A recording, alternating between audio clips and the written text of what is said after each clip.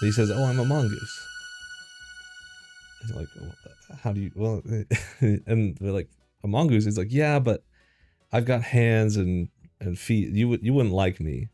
You wouldn't want to see me."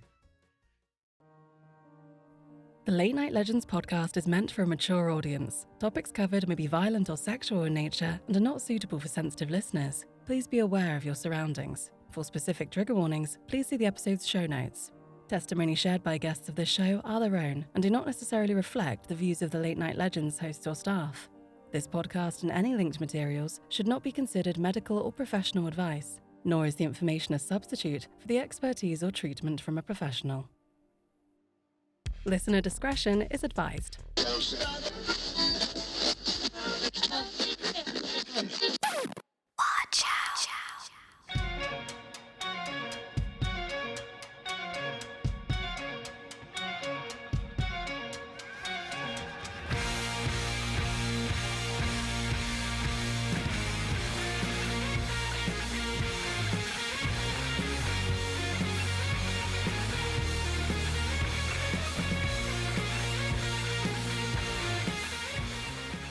Welcome, everybody. Welcome back to Late Night Legends. Tonight I'm with Frank and Charlie, and we've got a great topic for you tonight. So I'm going to pass it over to Frank for the news, then Charlie's going to do our topic.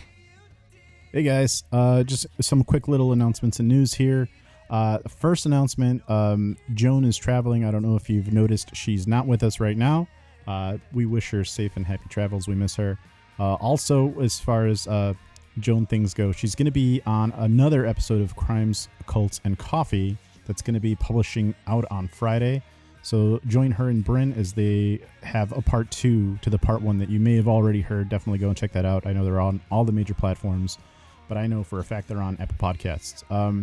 In addition to that, I want you guys, if you're here listening with us, stay tuned. We're going to be having some really cool giveaways coming up soon. I know that we're going to be giving away some newly created merch, and details on how to get some of that giveaway-wise will be announced soon, as well as ways that you could just purchase the merch if you'd like it, to get it that way. And then in addition to that, we got a nice, cool episode coming up next week where we're going to be talking about some of our personal paranormal stories. Definitely don't want to miss out on that one. It's going to be really, really awesome. And yeah, it's also Kimberly's night off. And who else are we missing? Shayna is also taking the night off, and maybe Maria, but we'll see. Anything else, guys? All right, great. Go ahead, Charlie. Take it away. Okay, so this is a story. Do you guys know where the Isle of Man is? I've heard of it. Okay, the Isle of Man is between the island of Britain and Ireland. So it's this little island kind of in the Irish Sea. So just wanted to set that off to begin with. So this is a story of a family that moved to the Isle of Man, to this little town, this little farmhouse, in fact. And some pretty unexpected stuff happened, and they met this character. So let's talk about the area they moved to first. It's this part of the island called Dorlish Cashen, and specifically there's a mountain called Dalby Mountain, and it's kind of away from any big towns, or I mean, not that there's any big towns anyway, but they moved to this little farmhouse there in 1931, and so the Isle of Man already has a bunch of mythology, obviously a mix of English, Irish, Celtic mythology, all kinds of things. And there's a story of a couple workers when they were working in that area. They saw something, or they heard something, possibly a furry creature. There's not a whole lot of background on that, but that's just kind of a local legend. So in 1931, this family called the Irving family, James, Margaret, and Vory. I'm going to say Vory. Some people say Vore, Vora. I don't know. It's Vory. They moved from Liverpool, big city. Yeah. And these three kind of well-to-do mainland, well, not mainland, but big city folk big moved to this big town. Exactly. They moved out here to this little farmhouse. The farmhouse is kind of interesting. It was all wood paneled, and like I say, away from any big town. They had this big farm property, The family also had 2 older kids, but they were like not living with them anymore. So Voiri was really young. I think she was like 12 when they moved to the town, or moved to the farm. So it's located in the Dalby area, and it was built, the farmhouse was built in the late 19th century. And locals have reported sightings of strange furry creatures, weasels, badgers, maybe. There's all kinds of wildlife out there. And you know, of course, there's all these stories of like shape-shifting cryptids and all kinds of stuff. So, okay, just setting the scene here. Yeah, for sure. So, the Irvings, they moved there in 1931. Within the first 6 months of them living there, they start to hear, they have, like I said, they have these wood panels on all the walls of their house, and they start to hear like scratching. Okay, so maybe it's a rat, maybe it's a mouse, yeah, something like that. So James starts going out and buying traps, setting poison pieces of bread. No dice, nothing's going for it.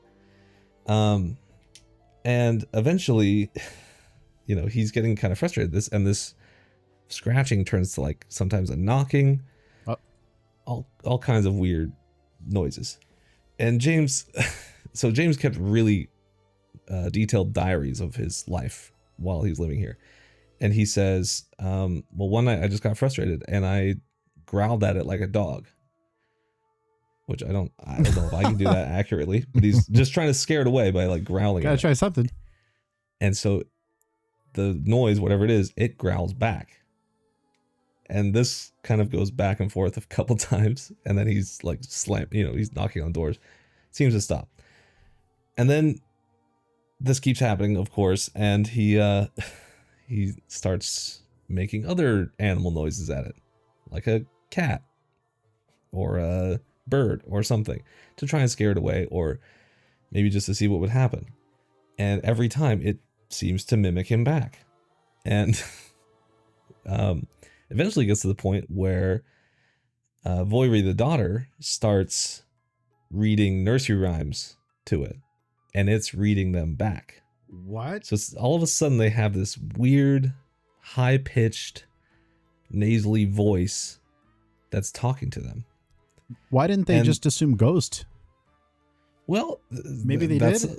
Maybe they did. Okay. And like I say, Jim is he's getting kind of flustered by this. He goes into town, and this is kind of the first time anyone in town is hearing about this. He's buying a bunch more traps and poison. Someone's like, what do you got going on? He's like, I got a talking thing in my house. And they're like, okay, crazy new guy from the big city, whatever. Yeah. So one night he lays some more poison for this thing, and it starts screaming just in the middle of the night, yelling and screaming for a couple hours. And he's like, Jim is like banging on the walls trying to get him to shut up and yelling at it. And then it stops all of a sudden. And Jim says, "Why did you do that?" And the voice says, "Oh, just for the fun of it." Oh, I thought it would have been like it ate the poison and it was reacting to like getting poisoned. Well, that's kind of what it was going for. That. Okay. That's what the voice wanted him to think. Okay. And so, through the diaries, you can kind of see he starts to have more and more conversation, or the family starts to have more and more conversations with it. Jim mostly, but it does seem to like the daughter. And the mom, Margaret, not so much. She's not about it, and he's like, she doesn't like me. She doesn't believe in me, so I don't like her. Just like, okay. So one night, the daughter wakes up, and there's rocks. Something is throwing rocks at her, and it like pelts her awake. And she's like wakes up crying and screaming. So they decide to move her bed into the couple's bedroom, the master bedroom, and they lock the door as they get her out of there. But this pounding and scratching at the door keeps going, and the voice says, "You can't take her far enough away from me. I like her, Oh wow. I want to be close to her." She's like, "Why were you throwing rocks at her?" "Oh, for the devilment of it." He likes to say that a lot. He likes to swear. He likes to say devil. He likes to say nuts. he just it's a weird little voice, according to Jim's diaries. Have they seen him at this point, or is it just At the this voice in the wall? point, at this point, nobody's seen him. Okay. Eventually, they do ask him, "What are you?" And he says, "Oh, I'm a mongoose." And they're like, well, "How do you?" Well, and they're like, "A mongoose?" He's like, "Yeah, but I've got hands and feet. You wouldn't like me. You wouldn't want to see me." But later on, Voirrey says she did see him. A lot of people claim to have maybe seen a shape moving or something, and even later still, we'll get to that. There's pictures, but in the beginning, they didn't see anything. But he seems to get around the house just by going behind these wood panels. There's cracks in the walls and things. Joan says, "Ooh, voice, no." Yeah, it's gross. And this thing is getting around them. It can see them at seemingly all times. It can see them when they're away, and it starts to like interact with the family more and more. At one point, Jim asks, what's your name? Who are you? What are you?" And he says, "I'm Jack." And maybe he was being like, "Oh, I'm a mad Jack. I'm a knave. I'm a Sure, something." So they call him Jack for a while, for about the first 6 months, and then at some point he says, "Don't call me Jack. My name's Gef." Oh, thank God. Specifically, he says Gef. That's how he spells it.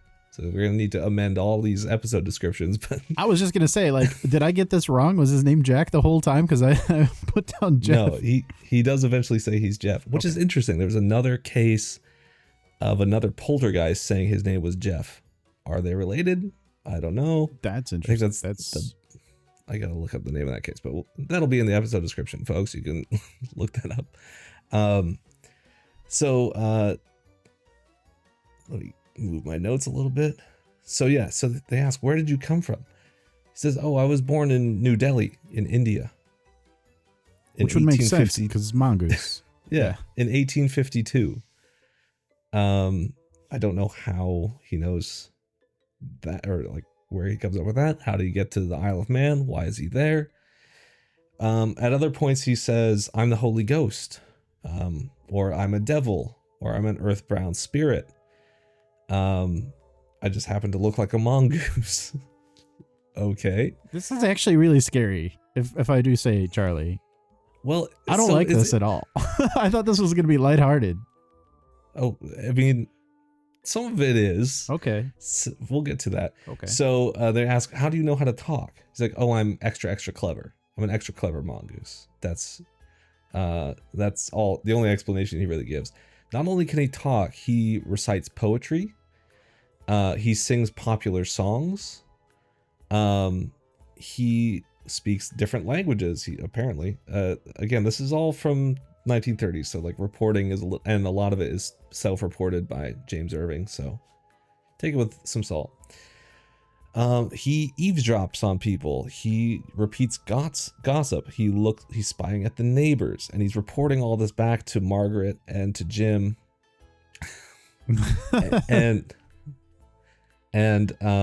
So like he'll be like going around and in town and say, then he'll come back and he'll say, "Oh, you'll never guess what I heard in town," or guess what is happening. For example, if James is working on the farm, he'll be reporting to Margaret. He'll say, "Oh, James is out working with the cows. He'll be back in an hour," or whatever. This gets a bit much because at one point, James and Margaret are engaging in marital relations in their bedroom, and they hear his voice outside, Jeff's voice outside, saying, "You'll never guess what's going on in here." That kind of thing. Which, again, they're miles from town. It's not a big deal, but it's a little disconcerting. Wow. Yeah, and so he claims to be a shapeshifter. He claims to be immortal. He can turn invisible. And as the things progress, people around town start to hear about, because James is now talking about this all around town. So they claim to hear about it, or they claim to see him or hear him sometimes. and pretty much any weird occurrence in town that happens is They start attributed blaming to that on him. Yeah, and they start to call him the Dalby Spook, or the Mongoose, or Gef, or multiple different things. So like there's a bus depot, and a bus driver said he saw a sandwich being carried by an invisible Gef, just a sandwich floating around across the ground, being carried into a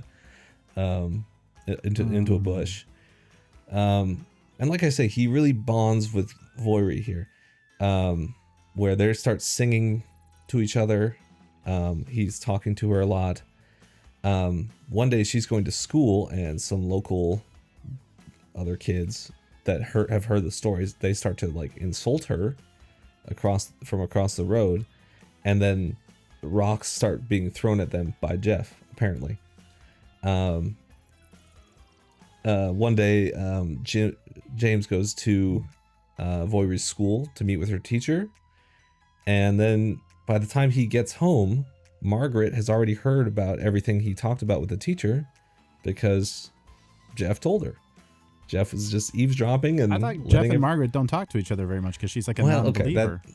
That there's there's varying accounts to a lot of this. So it's like a retelling. I got it. Like, yeah, not everyone is sure, but because some other people think maybe Margaret was just psychic, and she just knew.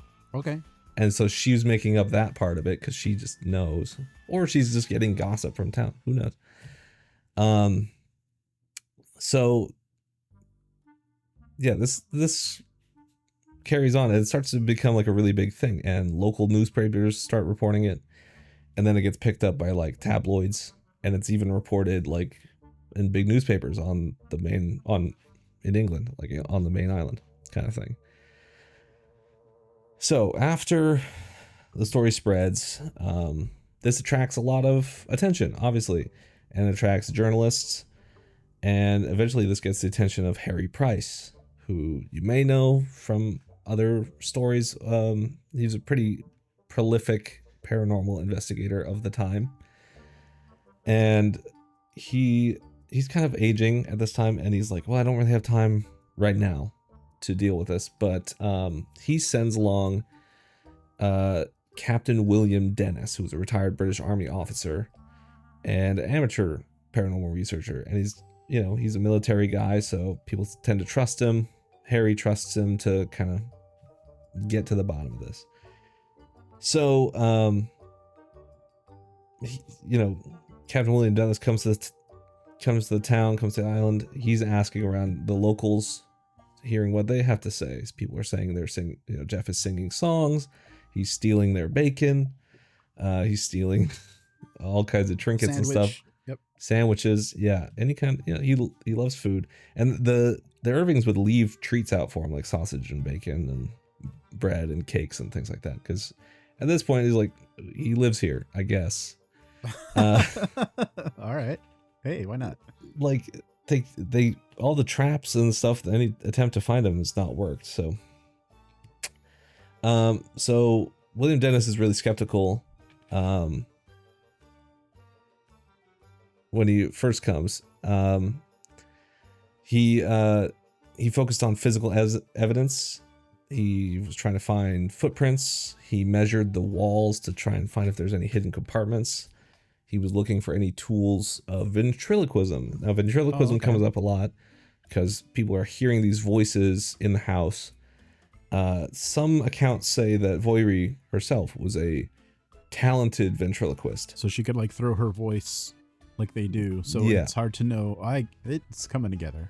But sometimes people are hearing the voice when she's outside and they can see her. Oh yeah, no. So it depends on the witness what they think. She couldn't be invisible and carry a sandwich. She can't do that, no. But maybe a different goose. We got. You want to read that, Charlie? It looks like you're reading it. Is this podcast about how the chemicals they put in our food are unhealthy and the side effects of eating them? No, it's about a talking mongoose, but close enough, I guess.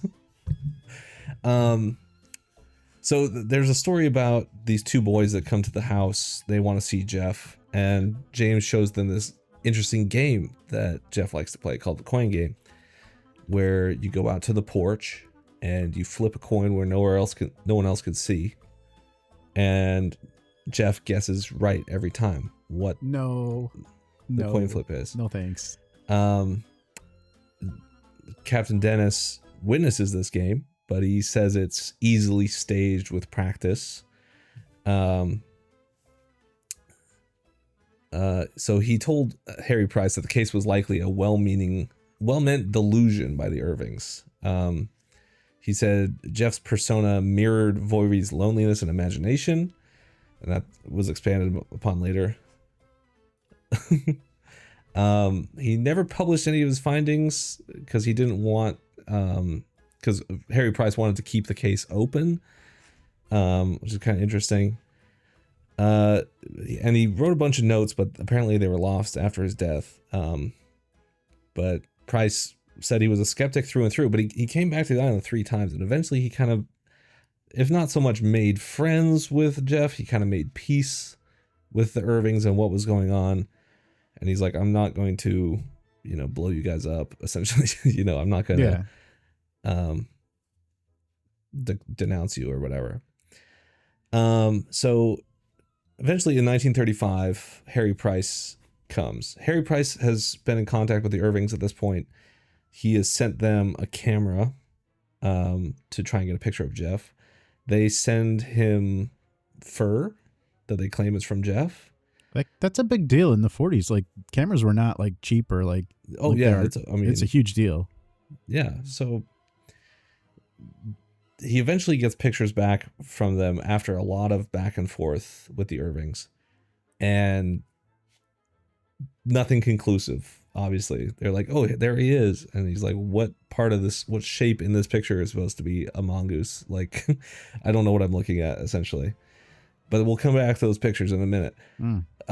He gets the hair. He sends the hair to a noted biologist, and that person sends it to like an animal researcher. It gets passed around a few times. Eventually, they determine it's probably dog hair. Like, it's not real mongoose hair. It's nothing. And like, this is way before DNA or anything like that, obviously. Harry Price takes molds of footprints, mostly dogs, maybe some rabbits.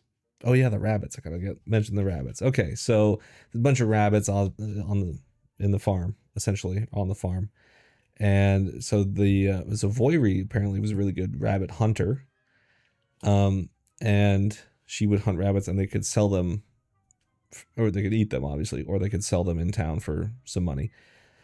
Gef kind of gets a hold of this, and he's like, oh, I can hunt rabbits, and he starts bringing them rabbits. And James says in his diaries, not a speck of blood on them anywhere, but that's their weird. Eyes are bulging out. That's weird.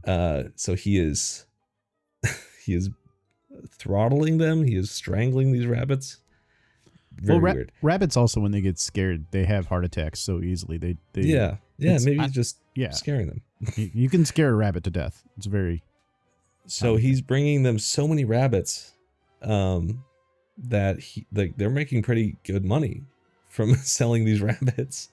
But that's when Gef starts saying like, okay, well, if you're making money, I want some remuneration. Like, he starts like staging a strike and like, give me treats or no more rabbits, essentially. Okay, so Harry Price, he investigates all this stuff, and he does write a book, Haunting of Cashen's Gap, which is where Cashen's Gap, Doorless Cashen, Dalby Mountain, Dalby Spook. Bunch of names for this, but when he comes, one of the times that he comes multiple times. He brings R.S. Lambert, who is a he's a cameraman. He's kind of an early member of what was eventually the British Film Institute. Okay. He worked for the BBC. He was a BBC editor. He never witnessed Gef.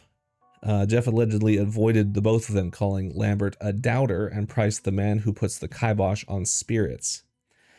And this is kind of a theme. If he thinks you don't believe in him, he doesn't like you.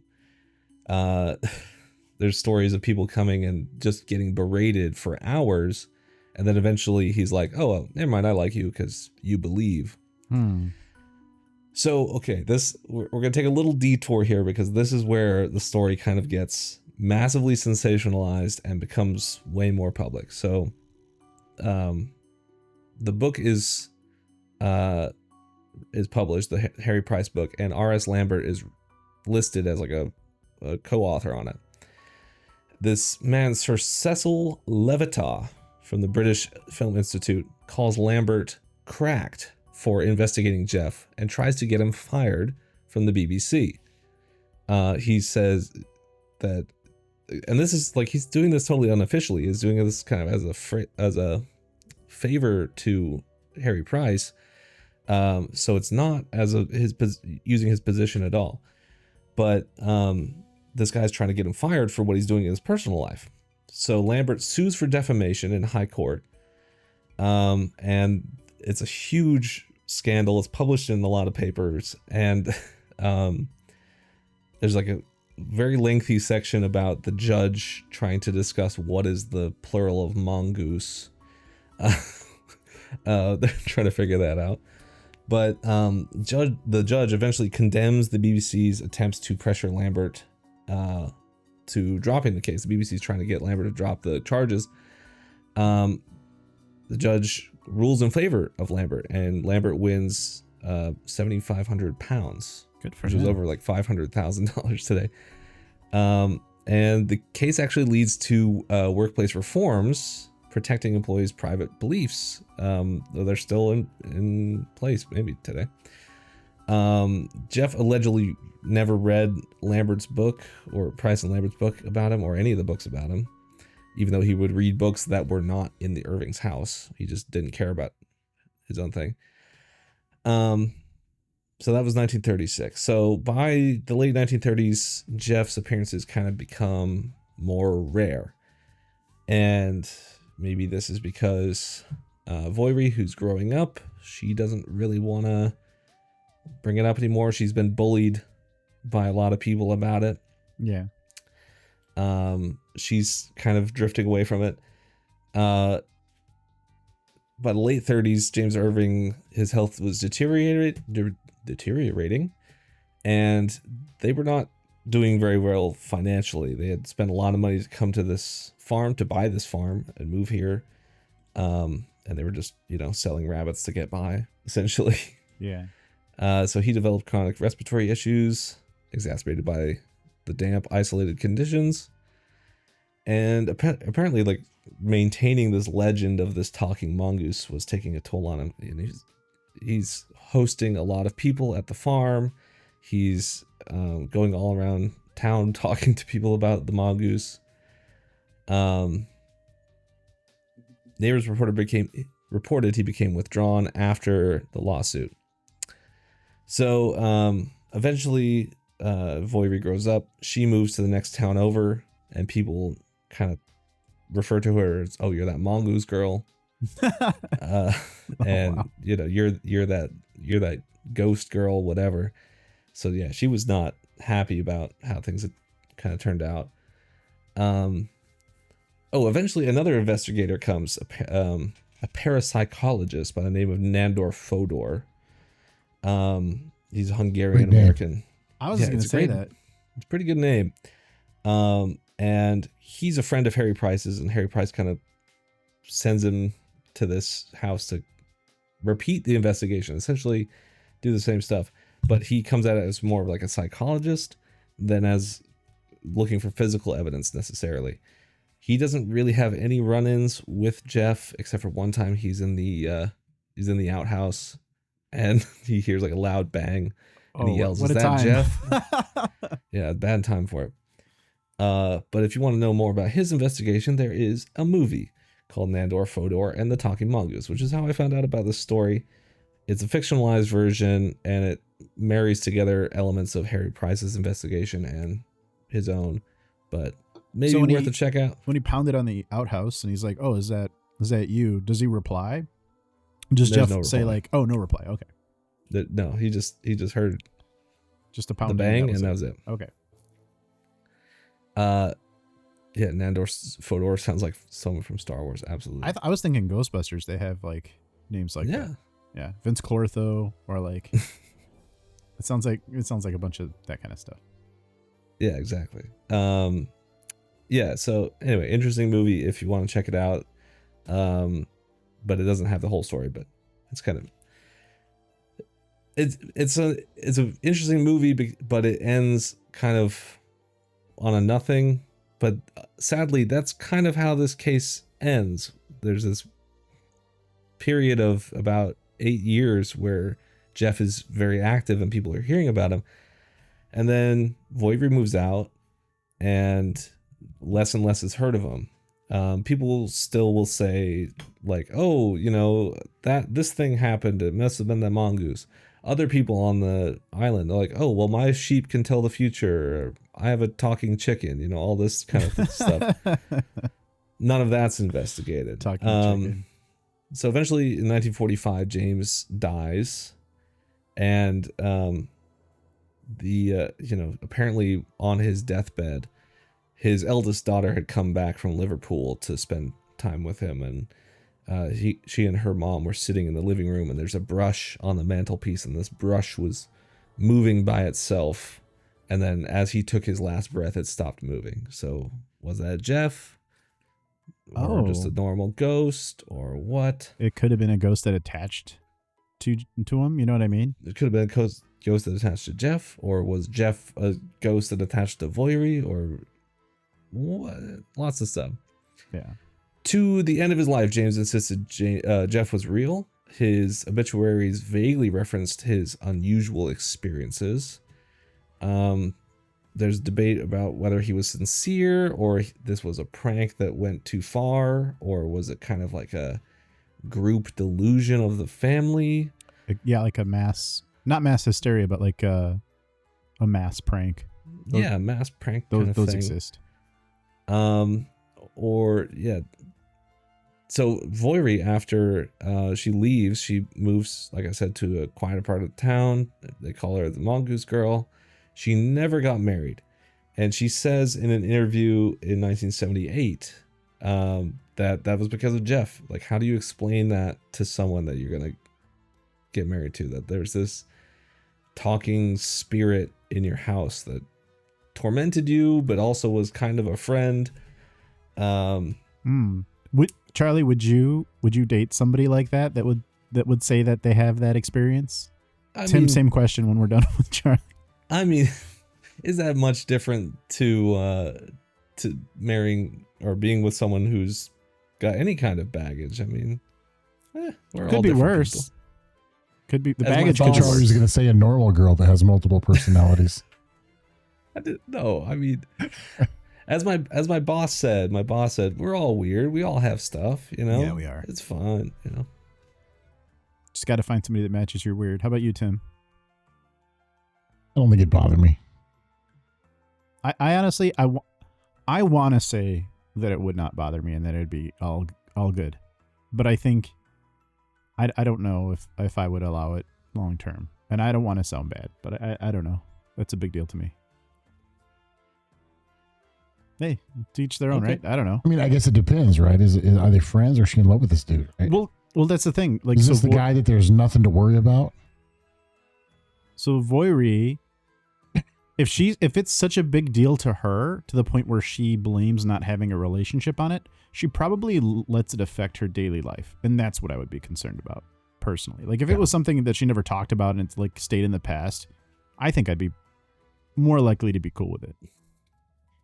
I don't know. It depends on the extent that the baggage is affecting her personal life. But then again, I guess that would be any baggage, right? Like, if it's affecting you on a daily basis. How ridiculed she was, right? As a child, if the people in the town looked at her as like, "Oh, this weird kid," right? Yeah, and I mean, maybe it caused other issues. And then with the time frame, being what it is, people really didn't go out and seek a lot of therapy unless they were really, really like, you know what I mean? Like, it was not something that the normal person would do, like people do nowadays. That's kind of an interesting tie-in. So Nandor Fodor, parapsychologist, at the time he thought maybe this is like some kind of repressed trauma or something from James. Maybe this is something like he moved his family to this farm. He's now isolated out of the big city. He's trying to get something, and it took over part of his life, or maybe his personality even split at some point. And he said later, after he had kind of released his initial diagnosis or thoughts, he said, I wish I'd had more time to talk to the man and get to know like his dream life and his subconscious and things like that. Maybe I would have been able to tell more about what was actually going on. Yeah. If it was just him. So people do act out. Or maybe it's all true. Or that's, it's a real spirit. But we're not done, guys. I got more stuff to tell you about. There's more? Of course there's more. So in a 2005 interview, before she died, Voiri said, it was real to us. Whether it was real to anyone else, I don't know, not my concern. It really happened to me. She was really upset about it.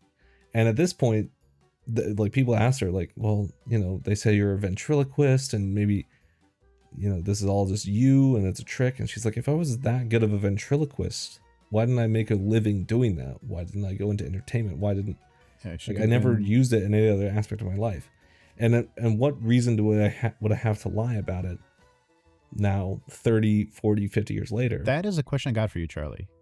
What did the family have to gain, if anything, or the town? Did the town get like tourism benefit, or like did the family get anything like that monetary wise?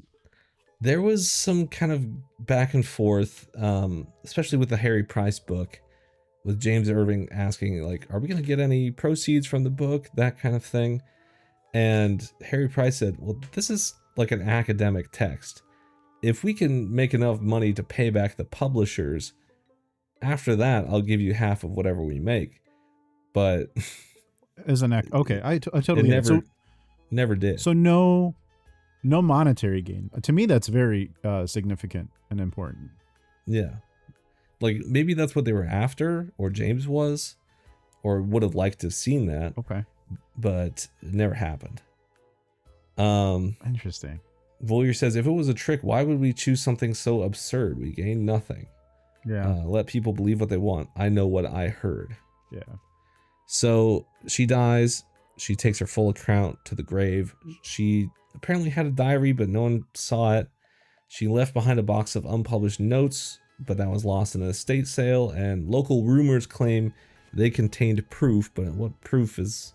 She would have disclosed the proof, I think. Yeah. Again, it's like if she had anything to prove, yeah.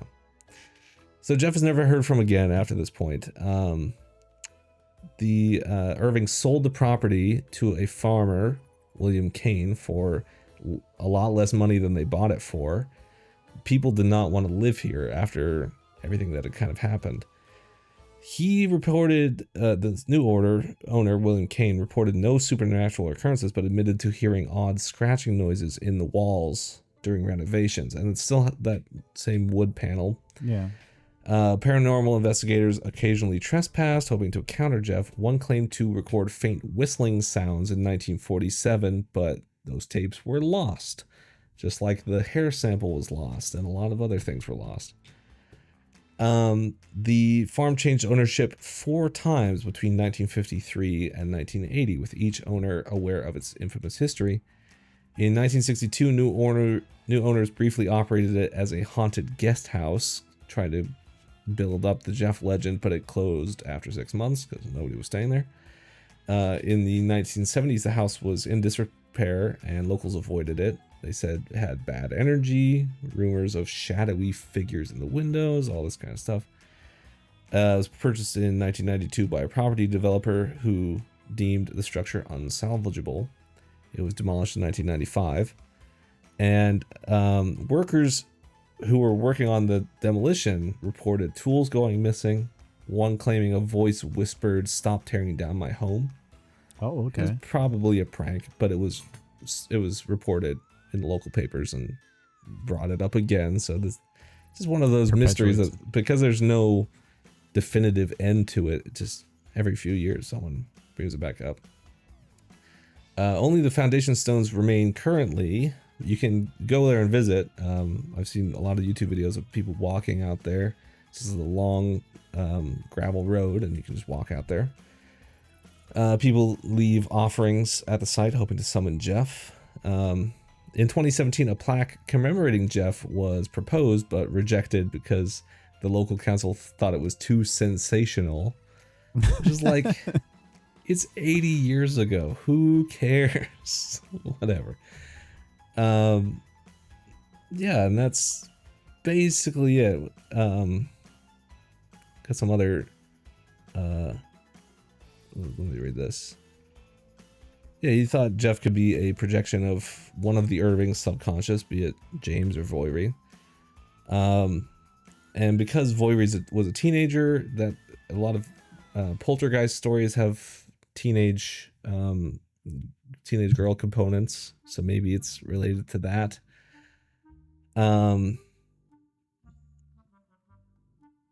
Yeah, the reason I brought this case up too, another thing I thought of a couple months ago, we did the Duendes episode. Yep. This case really reminds me of the Duende of Zaragoza case. Yeah, you remember that one? I was hoping Maria would be here so she could. Yeah, there's there's definitely a level of like mischievousness. Yeah, and like it was a talking, mischievous little thing. It was talking to the teenage girl in the house. It was in the oven, right? Yeah. Yeah. So, some other things that Gef did. We've got some other eyewitness testimony here. Postman in 1933 claimed to hear Gef whistling "It's a Long Way to Tipperary" from inside the Irving's mailbox, and he shouted, "You're late today." Farmer John Crellins reported seeing a small hairy creature with glowing eyes dart across the road near Dorlish Cashen in 1934, and it vanished into the hedges.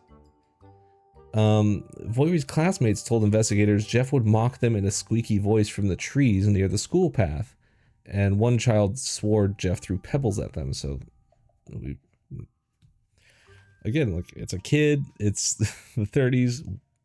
Why not lie? Yeah, I guess. Yeah. Harry Price claimed to have obtained a tuft of fur, but laboratory analysis was inconclusive. Maybe a dog. And yeah, that sample vanished. Gef allegedly signed his name as Gef the Mongoose on scraps of paper for visitors, but handwriting analysis later noted similarities to Voiry's writing. So, okay, could have been a neighbor claimed Gef stole bacon from his smokehouse, leaving behind tiny paw prints in the grease, and the Irvings found the bacon hidden in their attic. Oh, this doesn't belong here. Yeah, like what? This isn't my smell bacon. Like bacon in here. Gef quoted Shakespeare and referenced contemporary films like King Kong, despite the Irvings having no electricity or theater access. In the movie, he quotes a poem that wasn't written until 6 months later. Oh, okay. So wasn't published. Like, that's the scary part to me right there, Charlie. Stuff like that is the scary part. Yeah. Yeah. How does he know? He's a psychic talking mongoose. Well, say that even if it's the girl, right? Even if it's the girl or the John, right? Any of them, just knowing that stuff ahead of time is. Voiry would have to be psychic too, which is equally as crazy. Yeah. Yep. Voiry hinted at a private diary with Gef's secrets, but refused to share it, and the diary was never found. So again, after the demolition of the house, hikers reported hearing whistling near the ruins. A 2012 paranormal team claimed to record a voice saying "clever, clever." Subsequent owners of the property faced odd misfortunes. One broke his leg, another barn burned down. They said it was Gef's revenge, but it's like, that's just stuff that happens to farmers, Yeah. 2 journalists who mocked Gef in print died unexpectedly within a year. One of a heart attack, one in a car crash. Again, normal things that could happen to normal people. Yeah. But the Irvings did receive letters, fan letters for Gef once their the story was really public, from as far as Japan, including marriage proposals for Gef, a request to star in a Hollywood film. In 1936, after the big courtroom scandal, a London museum offered £50 for Gef's body for science. And apparently, this is just from my notes. Again, could be just from Jim's diary, so like, who knows if it really happened. Gef said, "I'm not dead yet." So, and finally, of course, and anti-Semitic conspiracy theorists claim Gef was a Jewish trick. So, there you go. We got a lot of comments here, Charlie, in the chat. I don't know if you want to read some of them. Some highlights here. Jonah saying the plural of mongoose is mongeese. I think that crossed everyone's mind. And then Jonah also says mongooses. Yeah. Jonah also says Gef was the mongoose we made along the way. Yep. Why did your boss need to have that talk to you? Because he's my friend, man. Like, it's fine. I'll have to look more into this story. Sounds interesting. Thanks. Joan says, I was thinking the same thing. Well, yeah, it's a really interesting story. And there is a lot of, like I said, several books written about it. And you can read a lot of Jim's diaries, where a lot of this is documented. And the movie, of course, with Simon Pegg and Minnie Driver and Christopher Lloyd. Christopher Lloyd's in this one? Oh. Yeah, he plays Harry Price, and he reaches out after investigating. Wow. He reaches out to Nandor Fodor. That might have just sold me on it. Yeah, we don't have to watch this one now. Yeah. Okay. I mean, like I said, not my favorite movie in the world, but if you want to know more about this, I would highly recommend it. It is a well-made movie. Let's put it that way. Okay. And that's about all I got. Talking mongoose, ghost, poltergeist, spirit. So here's the $1 million question, Charlie. How do you feel about it? Do you think it's real, or if it is, what do you think it? Well, so it is real. It is something. What do you think that something is? I think it's hard not to. I mean, if you're looking at the situation the family's in, you can kind of see that maybe Jim was trying to get his family to feel better about moving away from the big city, and that maybe they just needed their own special thing. So he kind of started it as a joke, and then, like Harry Price said, like the house was particularly suited to being able to hear the voice from anywhere. And they did several tests where like you could yell into one side of the house and hear it everywhere. Because of the walls, the way the walls were acoustics. Made. So that situation, then kind of making this very realistic voice situation going on. Maybe he's like, well, my family seems to like it. Maybe I can make money out of this or something. Or maybe they could try. They could try. Get attention, and then we can get out of here, essentially. It seems like a well-meaning dad trying to get his family to feel better, but who knows? I'm not particularly sure it was a talking mongoose myself. Tim, how about you? I'm gonna go the opposite of Charlie. I think it might have been actually true. I don't think it was necessarily a talking mongoose, but I do think there was probably some type of entity that was causing some disturbances and doing different things that to do this, just because of third-party accounts, right? Even if the acoustics in the house have the ability to hear the voice throughout the house, that doesn't explain the postal worker, the opening the mailbox and having a voice from the mailbox. It transcended the house.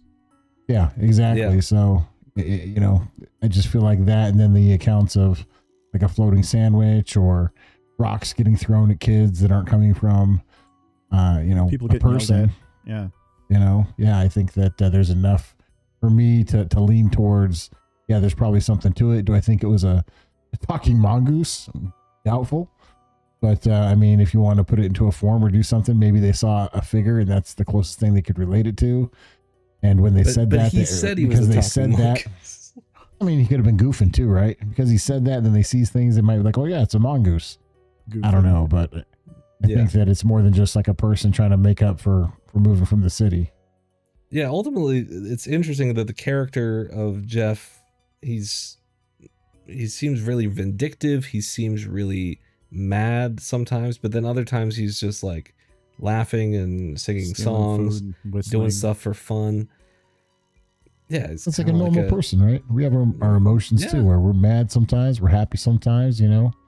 It sounds like if it's the spirit of a person or something, maybe they have all those emotions. Yeah. And also, I mean, there's a lot to be said for the Celtic mythology part of this. It sounds a lot like descriptions of a fairy or a brownie, you know, capricious and a jokester and just doing whatever, having fun. For sure. I honestly, I know this is weird because I'm more skeptic about things, but I kind of lean a little bit more towards Tim's side of things, only because there was no real gain that the family saw from this. If anything, it seems like there were hardships to be had over the whole ordeal. However, I do think that it's one of two things. Either something attached itself to Voiri specifically, it seems like, or, and by the way, if something did attach, it sounds kind of demonic. It sounds like an evil kind of spirit based on some of the things that it's said. That's what he said. He said, "I'm the devil." Yep. He also said he's the Holy Ghost. I don't know. Well, that's something that like a demon would say. They say stuff like that, just to mock things. So like, that's scary. The psychic abilities that were displayed are scary if true. So I'm thinking like it's either something kind of demonic, or, and this is a big or it's just completely a prank that kind of went too far. And I think that maybe James and Voiri had an agreement. And I don't know about Margaret, Mom. I don't know if she was part of it. Doesn't sound like maybe. It kind of sounds like if she knew about it, she was just like, nah, I don't know if I want to go along with it. But then eventually she was okay with it. But it sounds like if it was maybe a prank that went too far, it sounds like maybe it could have been like starting off of like, oh, my sheep can tell the future of a talking chicken. But then maybe they just really like the notoriety that made them feel better about the move. And maybe that was the motivation to keep it going, which it seems like it eventually died. But that's the thing about like myths and legends, is people like to perpetuate them. You know, it's so easy to blame your broken leg on a mongoose and say, oh, that's why I got a broken leg. So I don't know, like in my heart, I feel like it's definitely the latter. But I think that if anything were going to be real, this could be, based on what we know about. Because honestly, guys, when people fake stuff, there's always a motivation. And I honestly think like the only thing to be gained here is maybe notoriety, which they got because we're talking about it. So if that was the goal, fine. But I don't know. Voiri claiming to have such a bad experience from it, blaming it on her single life, not having, getting married, having kids. Maybe there's I feel like something's going on outside of the realm of completely fake. And maybe it is fake, but maybe Voiri's being honest, which is it was real to her and it was real to them. Maybe, she could completely believe it's true, right? I don't know. It is very interesting. I will say that. I went into this thinking that there were more people that had real life accounts of seeing a mongoose. So I didn't know that it was never really seen. I thought it was more than just a voice. No. Yeah, Voiri was the only one to ever claim to have really seen it. And other people saw a flash of a creature running around, or like the footprints in the bacon grease. Like, yeah, it's very interesting.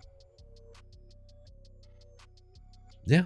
All right. Well, there you go. You guys want to do Talking Mongoose? You guys want to do some final thoughts? Absolutely. Tim, go first. Charlie, go second, and I'll close it up. Sure. Yeah, I mean, that kind of echo what I just said, right? I do believe that there was something there. I think this is an incredible story. I'm glad I heard it. This is the first time I've heard the story, so glad I heard it. I think, kind of like what you said, Frank, that to me, seeing everything that they went through compared to the gain, the return on investment was extremely low if this was a prank. So You know, it's hard to see why somebody would do this, especially from a voyeury standpoint, where you give up your whole life and take, you know, I don't think you'd take a prank to the grave with you if it affected you from living the rest of your life. But I can also see how, you know, the area itself, not just the family, would want to perpetuate it just for tourism and for notoriety. You know, like you mentioned, Charlie, how they wanted to give it a plaque or whatever. You know, just things to help bring tourism or notoriety to the location. Yep. So, you know, outside of the family, there's obviously a piece of that as well. Absolutely. Yeah, it's a really compelling case because it's like, I mean, we'll never have any like definitive answer. Maybe Voyeury was married to Gef the whole time. And that's she was just trying. She was just trying to put people off the scent, and that's why she took it to her grave. Yeah, I don't know. It just befuddles me. It's like, is it a delusion or is it a prank or is it real, or is it all of the everything? Is it it seems like it's a locus of events. Like maybe multiple things are true and maybe different things were happening and people were attributing it all to one thing. Charlie, I got a question for you. Yeah. What would you like our listeners and audience to put down in the comments for this particular show? I would like you put down in the comments, I mean, tell us, would you live with a talking mongoose? Or this kind of entity? If you were on a good terms with something like this, could you make that work? Or would you end up being single for the rest of your life? Yeah. Yeah, I don't know. Tim, do you have any call outs for what you'd like people to put in the comments? I just want a vote on if you think it's mongoose or mongooses. I'm going with mongooses. Or just mongoose. Because it could be one of the three. It could be like deer. Yeah, or just tell us.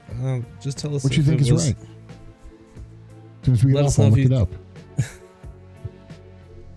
Let us know if you think it was the family, or if you think it was something supernatural, or was it all just voyeury, or all just Jim, or a mix of all of the above.